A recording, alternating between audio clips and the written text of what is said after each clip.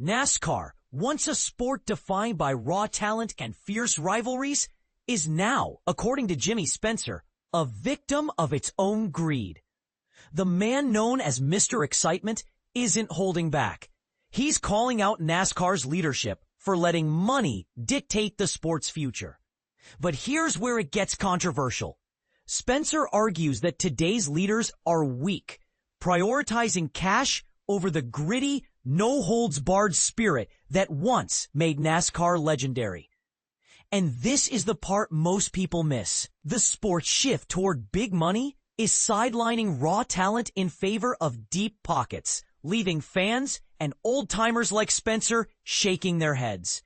Spencer, a two-time Cup Series winner at Daytona and Talladega in 1994, built his reputation on a fearless driving style that captivated audiences. But now, as he watches from the sidelines, he sees a sport that's lost its way. In a recent episode of the Door Bumper Clear podcast, Spencer didn't mince words, blasting NASCAR's current leadership for letting greed run the garage. The old man would stand his ground, he said, referencing Bill France Sr.'s iron-fisted approach. You've got to stand your ground. That's what we need. But is Spencer's critique fair? Or is he romanticizing a bygone era?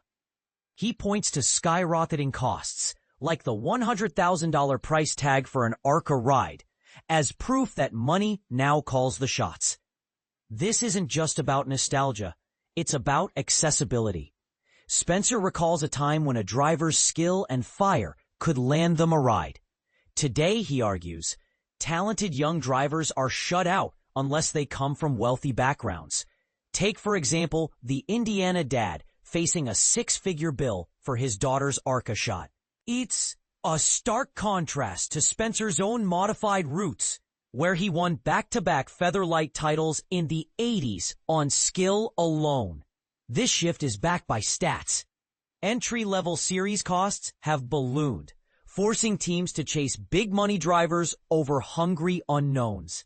Case in point, Riley Herbst's family backing fast-tracked him from a 10th-place Daytona 500 debut in 2023 to a full Cup seat. Meanwhile, Spencer's own team, Spencer Motor Ventures, shuttered in 2000 due to lack of funding. His call for affordable series, like $35,000 fiberglass rigs with spec parts, underscores his push to prioritize talent over wealth. But here's the real question. Can NASCAR survive without its edge? Spencer's grit was legendary, even earning respect from rivals like Kurt Busch. Their 2002 Bristol Clash, which sparked a feud that included a Brickyard clip and a Michigan punch-up, showcased the raw intensity that defined Spencer's era. Busch later joked about their 10-layer carrot cake of bad blood, but it's exactly that kind of passion that Spencer feels is missing today.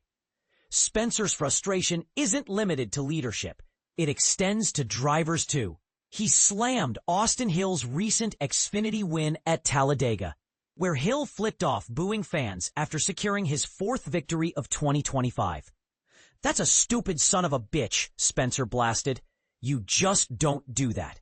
The fans are always right. Spencer knows the sting of fan backlash firsthand, having once taunted booers after a Thompson Speedway win, only to face years of crowd hostility.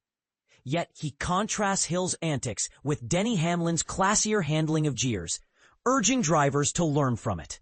So what's the solution? Can NASCAR reclaim its soul, or is the sport doomed to be ruled by dollars?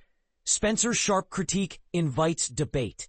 Is he right to call out weak leadership, or is he stuck in the past?